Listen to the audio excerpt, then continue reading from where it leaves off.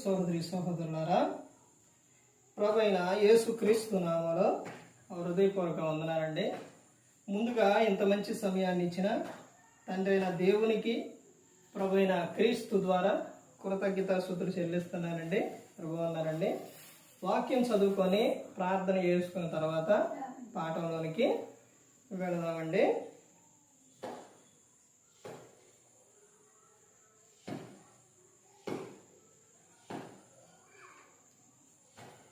లూకా గారు రాసిన సువార్త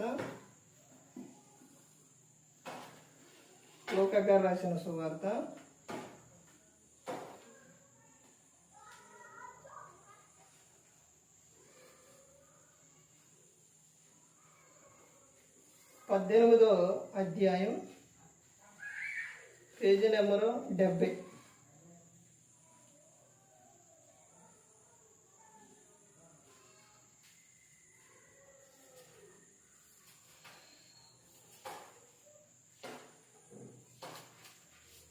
అధ్యాయం 42వ వచనం. యేసు, చూపు పొందుము, నీ విశ్వాసం నిన్ను స్వస్థపరచరని వానితో చెప్పాను. వెంటనే వాడు చూపు పొంది దేవుణ్ణి మహిమపరచుచు ఆయనను వెంబడించను. ప్రజలందరూ అది చూచి దేవుని స్తోత్రం చేసిరి. ప్రార్థన.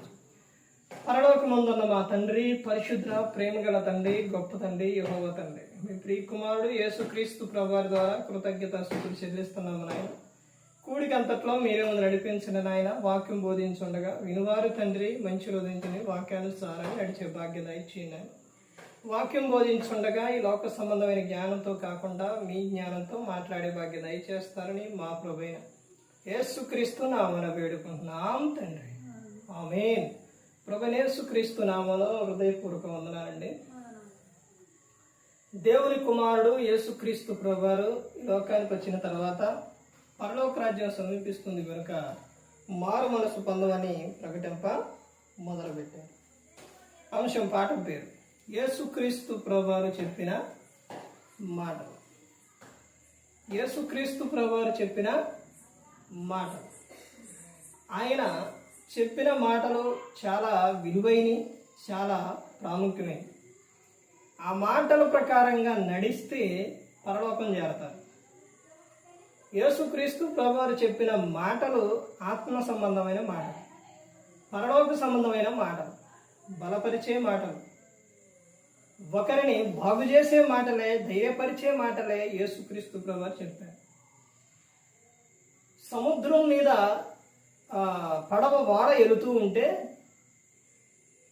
వెళుతున్న సందర్భంలో యేసుక్రీస్తు ప్రభువారు అలా పడుకున్నారు. వాడలో పడుకున్నప్పుడు గాలి, వాన, తుఫాను విపరీతంగా వస్తుంది. అసలు ఆ పడవను నడిపించడానికి వాళ్ళకే వల్లగాట్ల శిష్యులకి. ఆ సందర్భంలో అప్పుడు యేసుక్రీస్తు ప్రభువారిని శిష్యులు ఏమని పిలుస్తారంటే, బోధకుడా లే, మేము నశించిపోతున్నాం, లే లే లే అని లేపుతారు. ఆయన లేచి గాలిని, సముద్రాన్ని అలా గద్దెంపంగానే అవి నిమ్మడమైపోతాయి, ఆగిపోతాయి అన్నమాట. ఇంత శక్తిమంతుడు యేసుక్రీస్తు ప్రభువారు. ఆయన గద్దించిన తర్వాత ఆడతో చెబుతున్న విషయాలు ఏంటంటే, ఎందుకు మీరు భయపడుతున్నారు? ధైర్యం తెచ్చుకోండి, మీరు ధైర్యంగా ఉండండి. ఎందుకు భయపడుతున్నారు? నేనున్నానుగా. ఇప్పుడు నేను వాడలో ఉండంగానే మీరు మునిగిపోతారా? నేను ఉండంగానే మీరు ఇదైపోతారా? నేనున్నానుగా, ఎందుకు భయపడుతున్నారని యేసుక్రీస్తు ప్రభువారు చెప్పారు. ఇంకొక సందర్భంలో యేసుక్రీస్తు ప్రభువారు సముద్రం మీద వస్తూ ఉంటే వీళ్ళందరూ పడవలో వాడలో ఉన్నారు. ఉన్న తర్వాత అందరూ భూతం భూతం భూతం భూతం అనుకుంటారు. భూతం కాదు నాయన, నేనే అని చెబుతారు. చెప్పినప్పుడు పేతురు గారు, ప్రభువా నువ్వే అయితే నేను సముద్రం మీద నడిచి వస్తాను. అయితే రా పేతురు అన్న. అలా ఉంది. యేసుక్రీస్తు ప్రభువారు అలా ఉన్నారు. పేతురు దిగిండు. దిగి అలా సముద్రం మీద అట్లా నడుస్తూ వస్తూ ఉన్నాడు పేతురు గారు. అలా కొద్ది దూరం రాగానే భయం వేసింది. గాలి భయం వచ్చింది. ఈ గాలిని చూసి, సముద్రం మీద గాలి వచ్చిందిగా, ఆ గాలిని చూసి అమ్మా మునిగిపోతాను, అమ్మో ఇంకేమైనా ఉంది, మునిగిపోతానేమో అనే భయం వచ్చింది. అల్ప విశ్వాసం వచ్చింది, భయం వచ్చింది. వెంటనే ఆ భయం రాగానే ఏమైంది? మునిగిపోతానే ఉన్నాడు. ఎప్పుడైతే అక్కడ వరకు ఎలా నడిచిండు?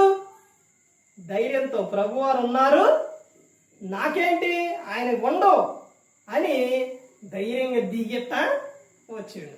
కొద్ది దూరం రాగానే మరి గాలిని వైపు చూసి భయపడి అతను ప్రభు వైపు చూడొచ్చుగా. ప్రభు వైపు ఇలా చూస్తే ఈ గాలి ఏం చేసిద్ది, ఈ ఆలోచన ఏం చేసిద్ది, ఏదొచ్చినా ఏం చేసిద్ది?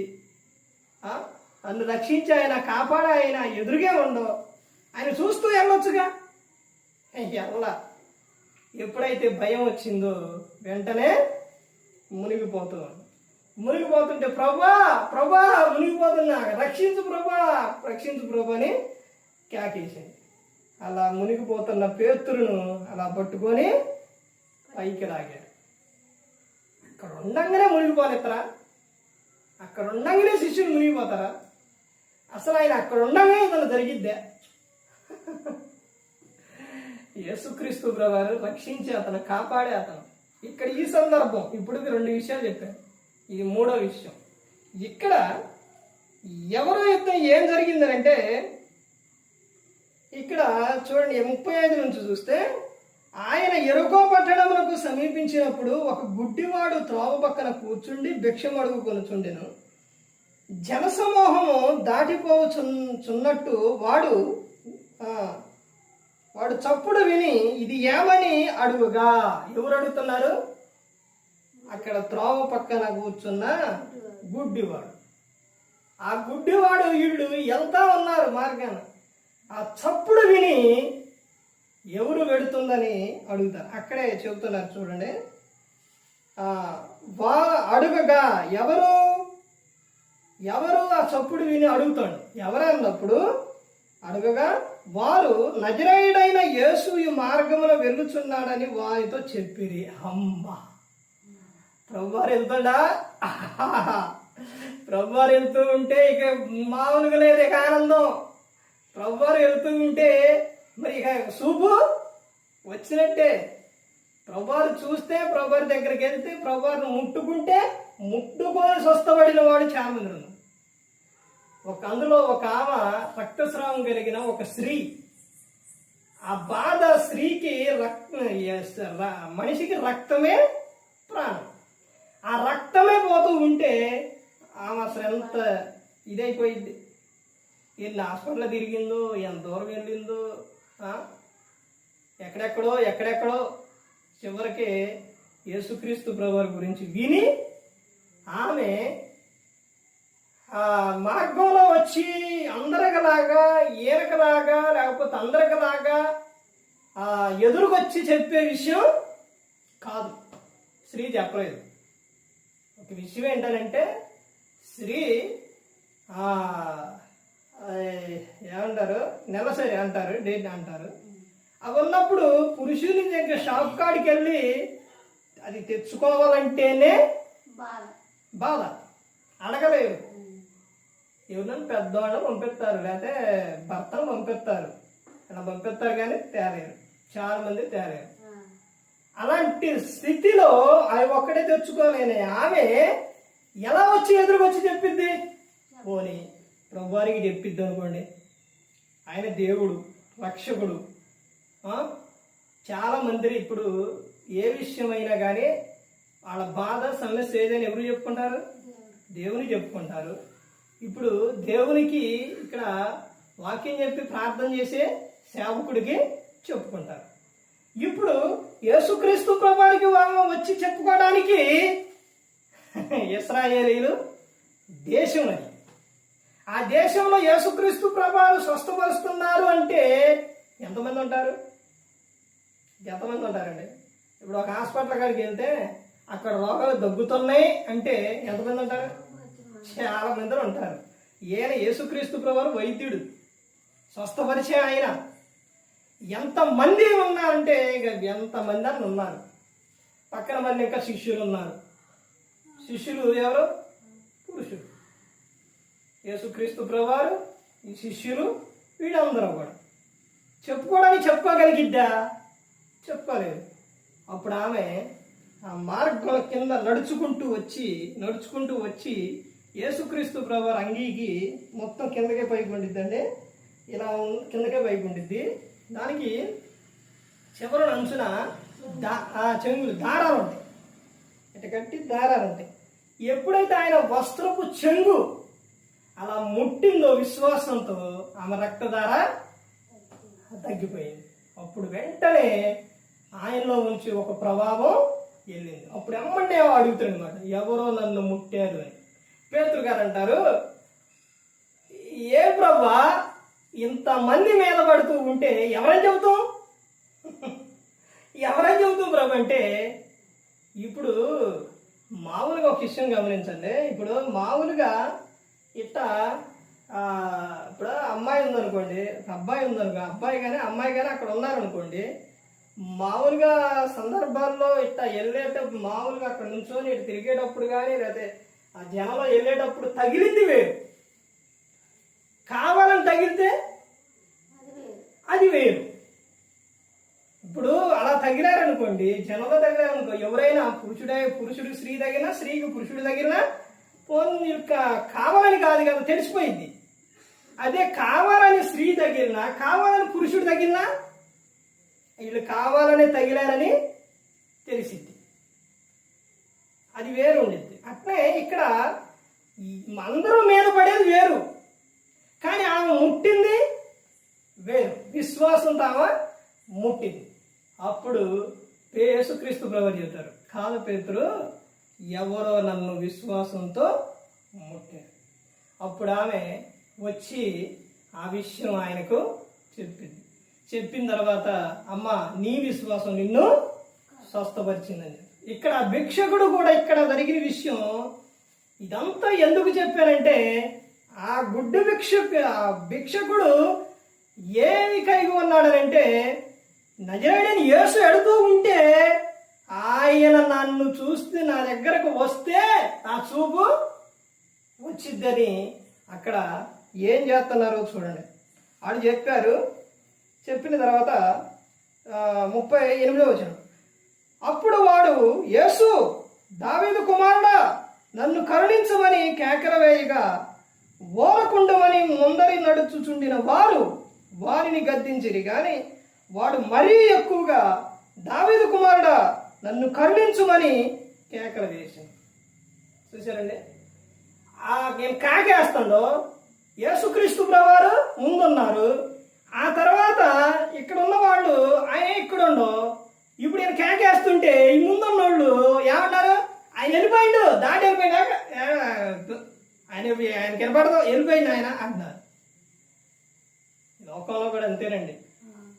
ఏదైనా ఒక బాధ వచ్చినా, సమస్య వచ్చినా, ఏదైనా మనం దేవునికి ప్రార్థన చేస్తే, దేవునిలో ఉంటే ఇంకా ఎందుకు దేవుడు దేవుడు దేవుడు అంటావు.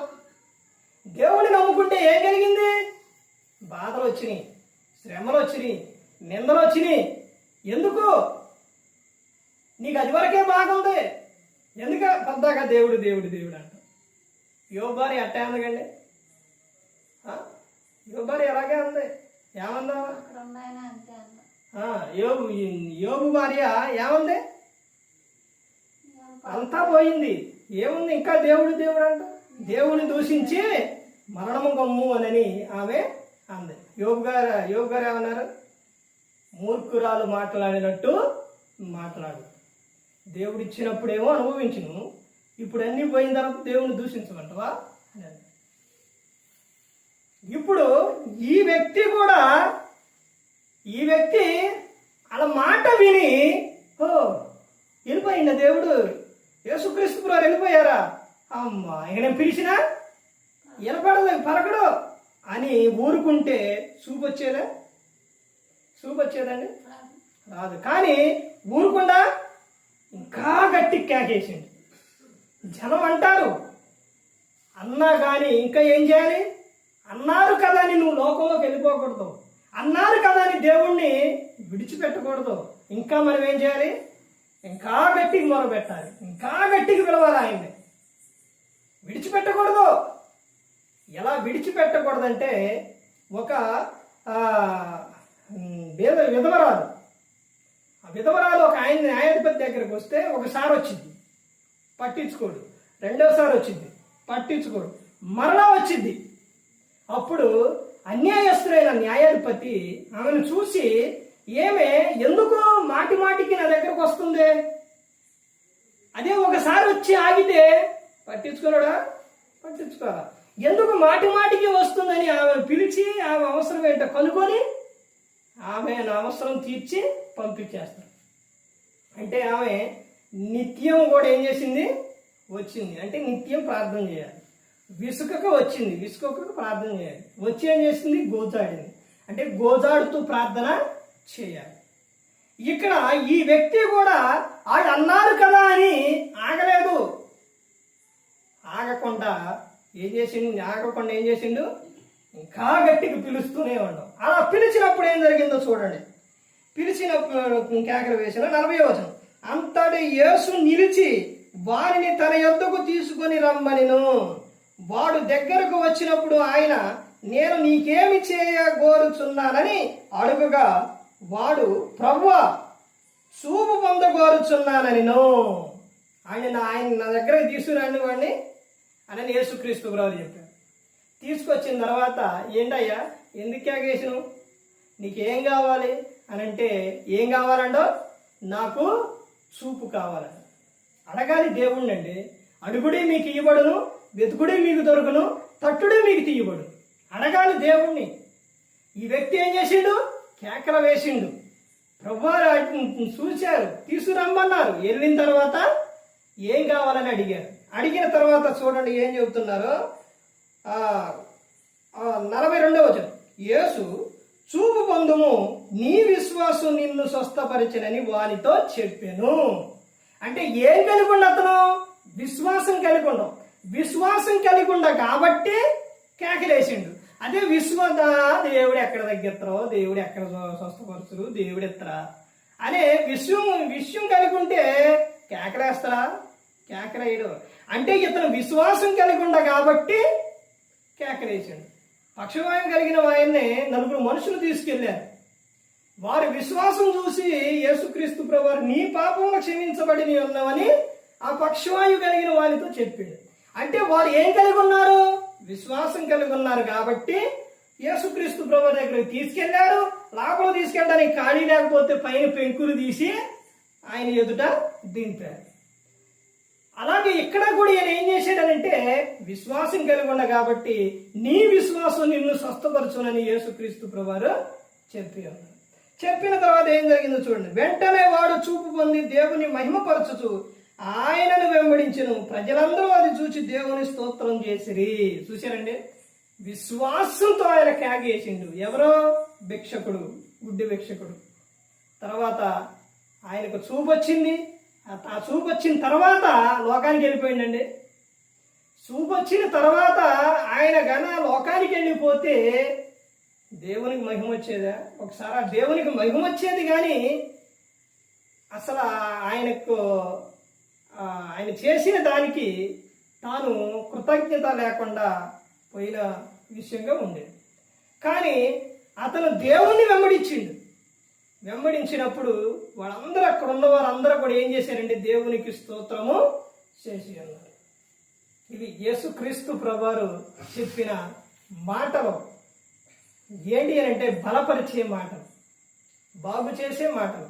ఎన్నో విషయాలు యేసుక్రీస్తు ప్రభువారు ఈ గ్రంథంలో చెప్పి ఉన్నారు. ఎక్కడున్నాయి యేసుక్రీస్తు ప్రభువారు చెప్పిన మాటలు అంటే, మత్తాయి, మార్కు, లూకా, యోహాను సువార్త. ఇవి ఉండవలసినవి ఎక్కడ తెలుసండి? ముందు ఉండాల్సిన గ్రంథం ఏదనంటే అపోస్తుల కార్యాలు ఉండాలి. కానీ మత్తాయి, మార్కు, లూకా, యోహాను సువార్త ముందు పెట్టి తర్వాత అపోస్తుల కార్యాలు పెట్టారు. అపోస్తుల కార్యాలు ముందు. కానీ ఎందుకు ఇవి పెట్టారని అంటే ఇది ఎవరి జీవితం అయ్యి ఆటలో ఉంది? యేసుక్రీస్తు ప్రభువారి. అందుకనే ముందు ఆయన పెట్టారనమాట. అందుకనే ప్రతి ఒక్కరు గమనించుకోవాలి, ఏసే మార్గం, ఏసే సత్యం, ఏసే జీవం, ఆయన ద్వారానే పరలోకం చేరతాం అనమాట. అందుకని ప్రతి ఒక్కరు గమనించుకోవాలి. పేతురు గారు చెబుతారు, మీరు మారు మనస్సు పొంది పాప క్షమాపణ నిమిత్తం ప్రతివాడు యేసుక్రీస్తు నామమున బాప్తిస్మం పొందుడప్పుడు మీరు పరిశుద్ధాత్మను వరం పొందుతారని చెప్పారు. యేసుక్రీస్తు ప్రభువు మనందరిని ప్రేమించి లోకానికి వచ్చి మనందరి కోసం సిలువలో తన ప్రాణాన్ని పెట్టి ఉన్నారు. మనందరినీ ప్రేమించారు. మరి ఈ విధంగా నిలబెట్టి మాట్లాడించిన తండ్రి దేవునికి కృతజ్ఞతాస్తుతులు చెల్లిస్తూ ఇంతవరకు శ్రద్ధగా ఉన్న మీకు ప్రభు పేరున హృదయపూర్వకంగా చెల్లిస్తూ ఈ మాట ముగిస్తున్న అందరికీ వందనాలు.